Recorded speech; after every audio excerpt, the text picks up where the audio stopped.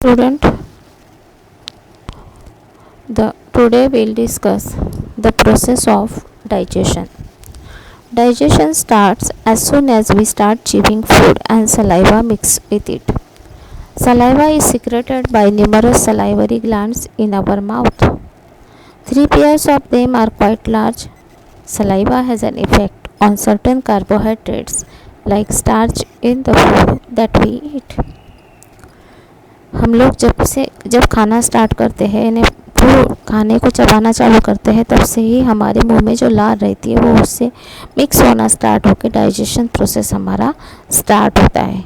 हमारे माउथ में जो लार होती है उनमें से 3 पेयर जो होती है वो बहुत ज़्यादा लार्ज होती है और वो कार्बोहाइड्रेट जैसे लाइक स्टार्च जो हम रोटी या चावल वगैरह खाते हैं उसको डाइजेस्ट करना स्टार्ट करती है. इसके लिए हमें एक एक्टिविटी दी है. इससे हम समझते हैं how this saliva work. we would need a teaspoon of wheat flour, distilled water, dropper and iodine solution with 2 beaker, 2 test tube and a test tube stand. Add a half teaspoon of wheat flour to half beaker around 150 ml of distilled water. Mix well to prepare a solution. आपको आटा लेना है. कितना लेना है? Half tea spoon और 125 ml पानी में उसको अच्छे से घोल के एक सॉल्यूशन प्रिपेयर करना है. Now take a little of this solution in a test tube and add a few drops of tincture iodine.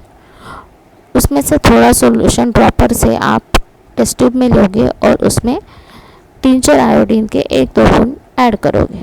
If it turns blue black or not, that it gives confirmatory test for presence of starch. यदि ये blue black होता है तो वो confirmatory test है हमारे लिए कि इस आटे में स्टार्च प्रेजेंट है. In case it doesn't, add more of wheat flour till you get a confirmatory test for starch. और आपको नहीं मिलता है तो आप और स्टार्च उसमें ऐड करके जब तक वो ब्लू ब्लैक नहीं होता है तब तक उसको क्या करोगे? आटे को डालोगे और टेस्ट को करोगे. Now start your experiment. Now take 2 test tube and label them as A and B. Keep them in a test tube stand. Add 20 to 25 drops of wheat flour solution to both the test tube.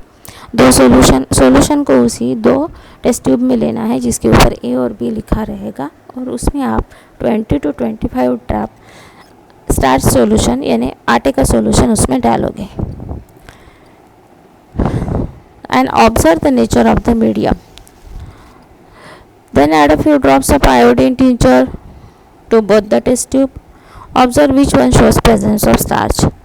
और आप देखोगे कि किसमें आपको starch का presence है वो पता चलेगा.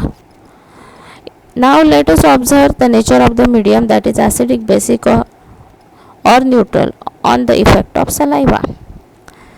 Use wheat flour solution or starch solution from drain from boiled rice for experiment. ठीक, आपको स्टार्च सॉल्यूशन कहाँ से लेना है? आपके घर में चावल बनता होगा तो उस चावल में जो चावल पकता है उस समय जो पानी उबलता है उसमें से थोड़ा सा पानी आपको लेना है. Now take 3 test tube and label them as ABC. 3 test tube को नाम दो कि ABC. Add 8 to 10 drops of lemon juice in the test tube A. Add around same number of drops of washing soda solution. By adding a pinch of soda to the test tube full of distilled water to the test tube B, add same number of drops of distilled water to test tube C. एक में आपको lemon juice थोड़ा सा add करना है, दूसरे में आपको वॉशिंग सोडा का सॉल्यूशन ऐड करना है और तीसरे में आपको खाली डिस्टिल्ड वाटर डालना है. Use universal litmus paper two find out pH of each solution. और आप लिटमस पेपर की मदद से उसका pH फाइंड आउट करोगे. Now 20 to 25 drops of wheat flour solution to each of the test tube. और हर टेस्ट ट्यूब में आप 20 से 25 ड्रॉप क्या डालोगे? जो कि बॉइल्ड राइस का पानी आपने निकाला था वो. Now add a similar volume of saliva to each test tube and leave for around 2 hours. और उसमें थोड़ा सा लार मिक्स करोगे और 2 घंटा उसको वैसे ही छोड़ दोगे. After 2 hours use 1% iodine solution to test the presence of starch. और फिर आप उसमें 2 घंटे के बाद 1% आयोडीन सॉल्यूशन उसमें ऐड करोगे. In this activity we observe that in the test tube B and C there is an effect of saliva on starch, while if in A we do not see any effect indicated by presence of starch till the end. हमने देखा कि B और सी में blue black colour हमें मिला, but ए में हमें नहीं मिला. A substance present in saliva called as enzymes is found to act only in specific condition like particular pH range, basic and neutral temperature etc. तो हमें इससे पता चला कि जो आपका सलाइवा है वो एक्ट कहने काम करता है एक पर्टिकुलर pH कंडीशन पे, बेसिक या न्यूट्रल पे, एंड टेम्परेचर ऑल्सो. उसमें ए में आपको कोई चेंजेस नहीं दिखे. सलाइवरी एंजाइम का एक्शन वहाँ पे आपको नहीं दिखने को मिला. Most enzymes are protein. There are numerous of this present within a single cell of our body. और इसमें से जो एंजाइम्स रहते हैं बहुत से ज़्यादातर वो प्रोटीन्स होते हैं और वो सिंगल सेल में ही प्रेजेंट रहते हैं हमारी बॉडी में. All reaction related to synthesis and breakdown are speeded up and mediated by enzyme. और हमारे बॉडी में जितना भी फूड हम खाते हैं उसका कन्वर्शन सिंपलर सब्सटेंस करने का काम ये एंजाइम्स के द्वारा होता है. Enzymes have some remarkable properties. Take for example the enzyme pepsin secreted in our stomach. It can digest around 50 times its weight of protein in our food in an hour and continue doing so for some hours. हम जितना भी खाना खाते हैं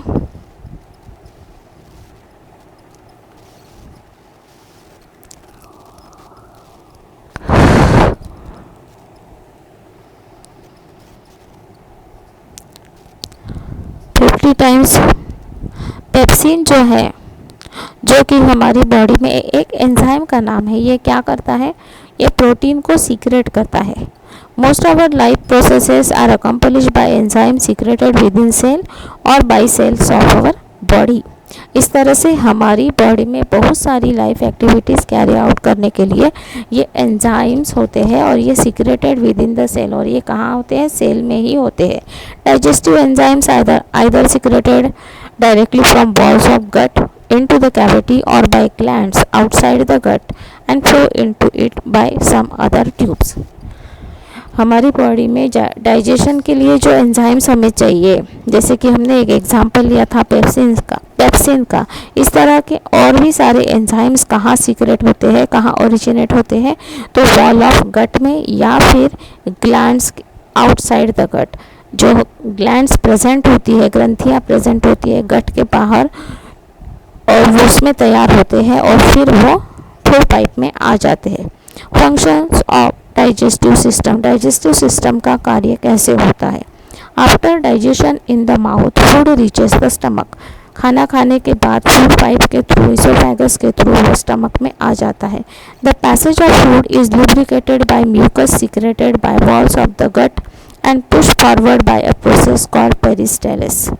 जो भी हम खाना खाते हैं वो खाना नीचे कैसे जाता है, वो फूड पाइप से. तो फूड पाइप जो होता है उसकी अंदर की दीवार यानी वॉल कैसे रहती है, उसमें म्यूकस रहता है एंड पुश फॉरवर्ड, और वो क्या करता है, खाने को आगे आगे ढकेलता है. उस प्रोसेस को बोलते हैं पेरिस्टालिस. This is a series of wave-like motion due to alternate contraction and relaxation of muscles in the wall. जैसे कि पानी में आप पत्थर डालते हो तो अपने आप रिपल्स फॉर्म होते हैं, आपने देखा होगा. इसी तरह से क्या होता है कि वो मसल जो है कॉन्ट्रैक्ट और रिलैक्स होती है, जिसकी वजह से आप जो भी खाते हो वो खाना क्या हो जाता है, आगे आगे जाता है. Food passes from mouth to oesophagus. Food कहाँ जाता है, खाना आप जो खाते हो वो पास होता है, कहाँ से कहाँ जाता है, food passes from mouth to oesophagus. Mouth से जाता है, मुंह से जाता है इसोफेगस तक. लिटरली मीनिंग इसोफेगस का मतलब क्या है, to eat and carry. Oesophagus मतलब eat and carry via a muscular structure called pharynx. और जो मस्कुलर स्ट्रक्चर वहाँ पे रहता है उसको बोला जाता है pharynx. Thereafter by peristalsis that is खाने को आगे ढकलना है. इट पासेस थ्रू, कहा जाता है, it passes through oesophagus to the stomach. फिर इसोफेगस के द्वारा वो जाता है आपके स्टमक में यानी पेट में. Hydrochloric acid and an enzyme called pepsin. आपके स्टमक में कौन सा एसिड है, हाइड्रोक्लोरिक एसिड और pepsin enzyme are mainly release from glands.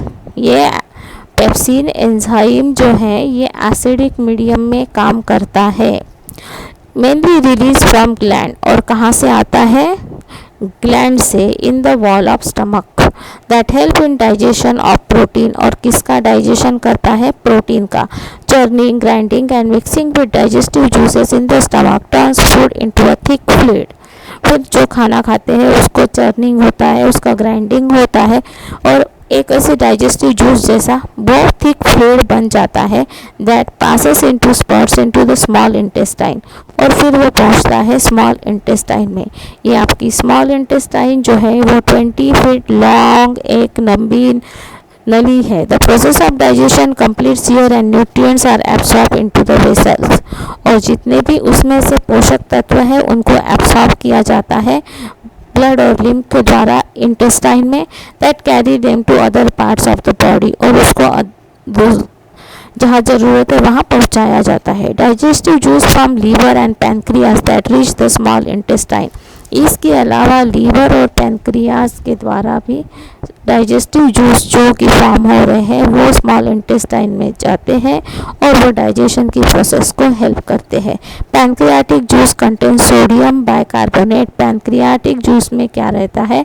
Sodium bicarbonate, जिसकी वजह से मीडियम अल्कलाइन होता है। Enzyme present in the digestive juice become functional, जिसकी वजह से डाइजेस्टिव जूस में जो भी एंजाइम्स है वो अपना कार्य अच्छे तरीके से करते हैं।